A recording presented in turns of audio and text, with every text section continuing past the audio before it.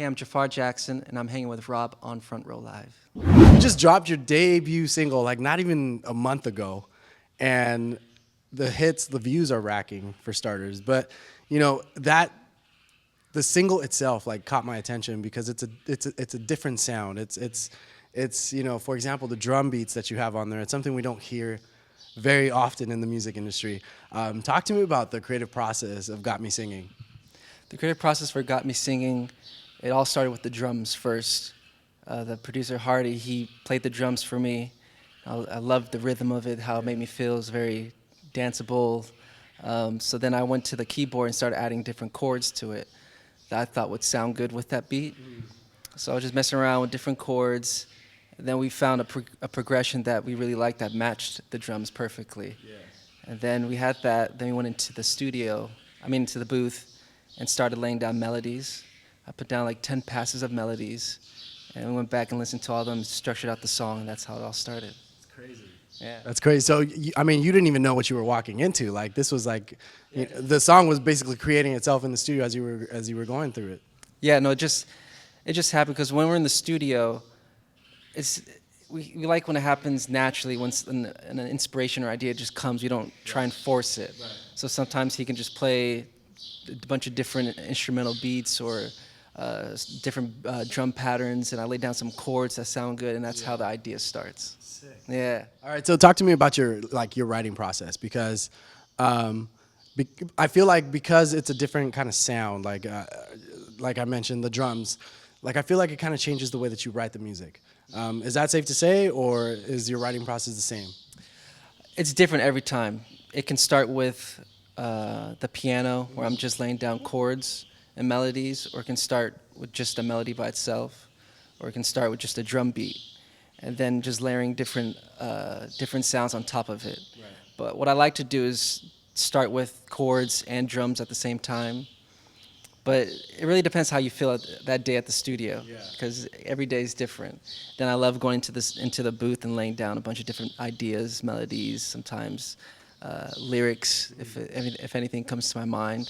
But every session, I'd say, is different when it comes to starting or creating a song. Right. Now, how do you feel like you perfect your songwriting? Is it like through reading, through like poetry, like just continuing to write over and over again?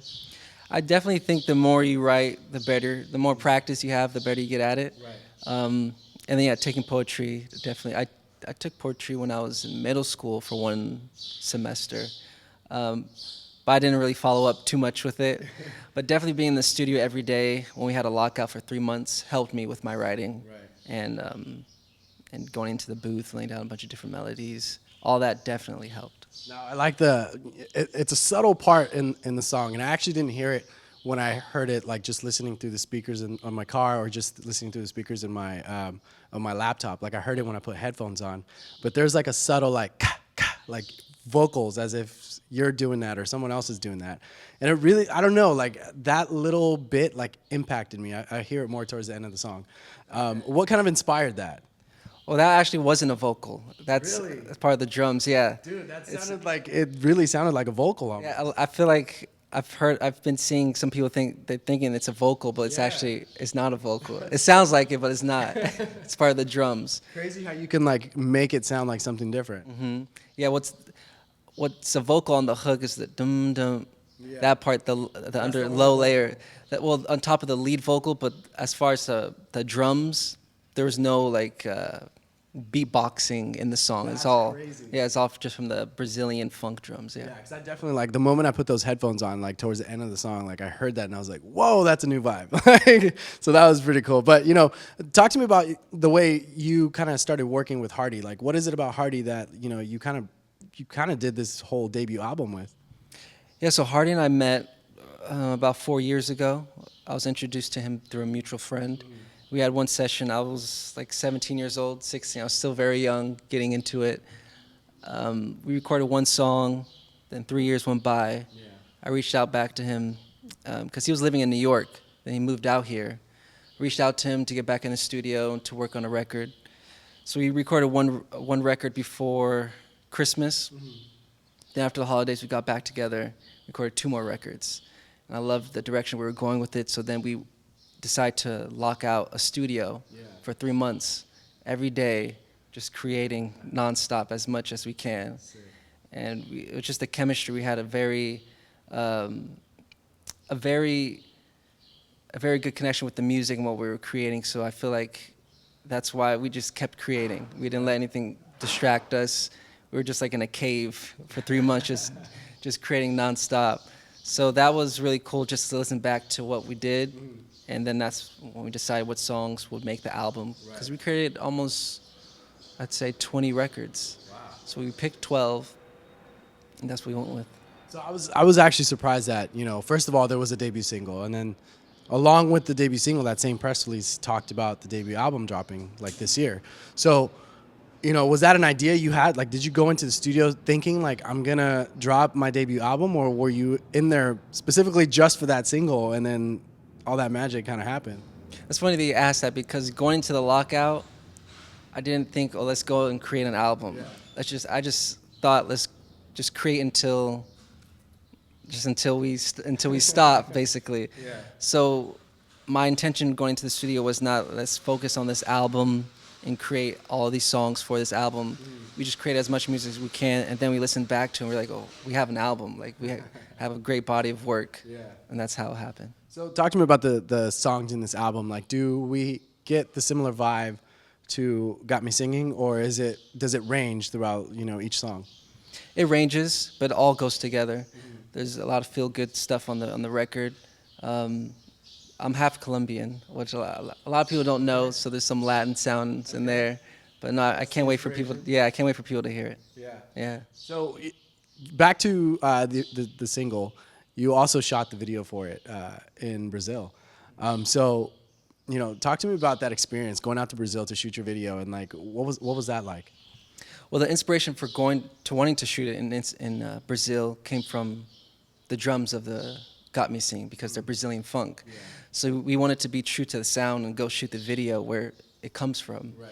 So we had the idea to do that, and it was very last minute, but we pulled through and we got it done.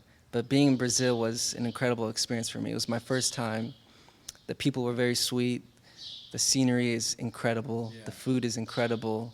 I wish I got more time to see everything, but I definitely would love to go back very soon and have time to see all the beautiful tourist attractions and definitely perform. I'd love to perform there. That's sick. Now, what was it about this song that you wanted this to be like the introduction of your music? I went with this song because it just had a great upbeat feel to it, and I wanted to come out with more an up-tempo first, not like a slow ballad. It just had a really feel-good vibe to it. That's why I chose this one, and it had a different sound to it, more international. And then I want to surprise people with other stuff I have in the record. Nice. Okay. Yeah. So as you said, like, there's some like slower ballad stuff. How does that change the way that you sing it? Is that more practice that you have to do in the studio? With ballads, I feel like you show more emotion when you're singing. And it really depends how much production is in the song. But if it's just like raw vocals with just a piano, where it's very just you're showcasing your voice, you definitely need to capture more emotion in the vocal, whatever you're singing about. Right. But I love that. I love ballads. I love singing ballads. Yeah.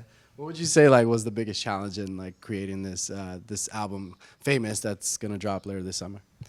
The biggest challenge,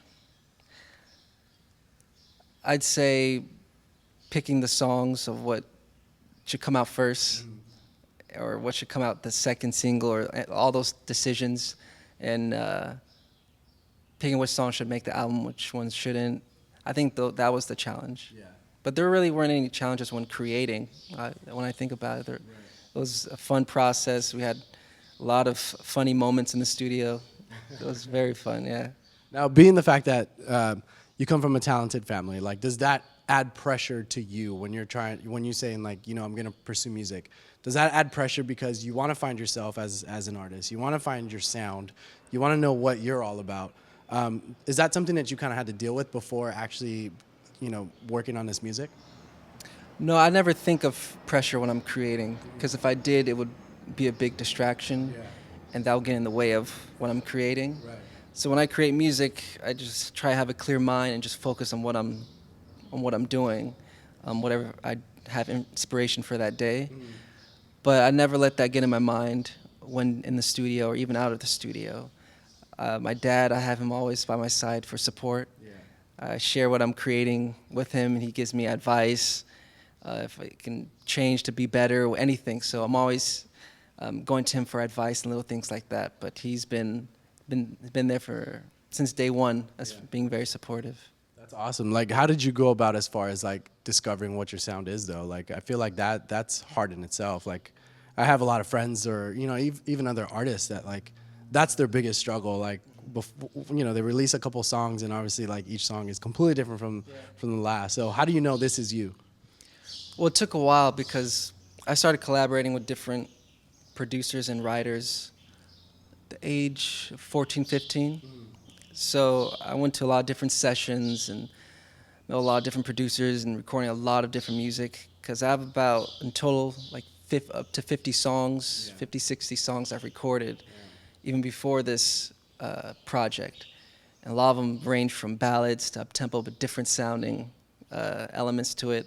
So it didn't happen overnight trying to find the right sound. It took a while. It took a couple years. I've been at it. But then when I met Hardy, we just had this great chemistry of working, creating new stuff. Yeah. And sometimes it takes time to meet the right person to create with. So it happened at the right moment. And what happens to those previous songs? Like, is it something that you scratch, or is it something that you kind of think about, maybe revisiting later on down the line and like rebuilding them? There's a lot of songs that can be revisited. I'm very into films. I've written a lot of songs that lead towards that, like film scores. Yeah. So I definitely would like to go back to that and revisit for different projects. So how different is it when you actually write a record like Got Me Singing to like something like a film score? Like, how different is that process for you?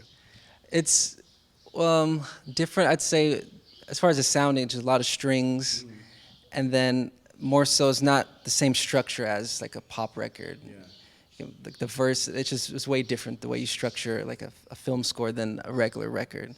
But I enjoy doing both of them. They're very fun. That's sick. Yeah. So, now that the single's out, I feel like fans want to see a live performance. Like, I do, because the opening of the video, you're dancing. So, like, I feel like it's time to kind of think about a live show or something like that. Is that something that's in the works for you? Oh, of course. I can't wait until I perform Got Me Singing and the upcoming music in the album. I can't wait to have that chance to perform for people and have them have a great time.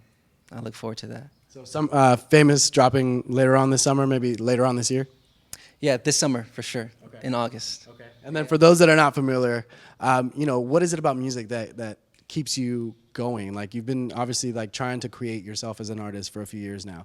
So why did music call you as a career path as opposed to anything else?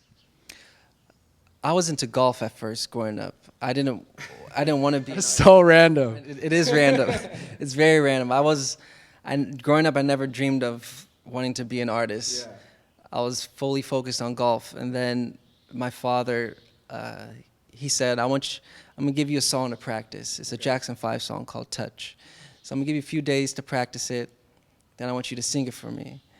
And I was so scared and nervous to sing for him because I wasn't sure if I was good or not. Right. So I sang it for him, and he said he saw potential, and that's when he started bringing me to the studio and just showing me a bunch of different things that he learned as a child. And then I saw the creative process of creating a song from scratch until it's fully finished. He showed me all of that, and that's when I really fell in love with music, and he opened the door and showed me. I guess it was a passion for mine, but I didn't realize it until he showed me. Right. And ever since then, I've been fully focused on music and put golf aside, even though I would like to still continue to play here and there. Well, if you go on tour, you can golf anywhere else. Oh, yeah, no, there's beautiful courses everywhere, so I would love to do that. Yeah. That's sick. I think that's probably my favorite story that I've heard of anybody saying like why they pursue music. Oh, really? Yeah, everybody gives me like, I'll get something generic, and then I'll get like the typical like, well, this is my avenue to express myself, which is nothing wrong with that. But this is like, you didn't even know this was in you. No, I honestly didn't I've always loved music, of course, and I've always loved dancing. Yeah. But I never said, well, let me be an artist. I never thought of that until I started going to the studio and then creating songs and taught myself how to play piano. Then started to learn how to write and how to structure a song and all that stuff. And I enjoy it, every second of it. That's awesome. Yeah. Well, congratulations with the debut single. Definitely look forward to the album. And thanks again for making the time. I know it's hot out there. Thanks for taking the time. You guys be sure to check out Jaafar Jackson. Debut single, Got Me Singing, is out now. Thanks for watching here on Front Row Live.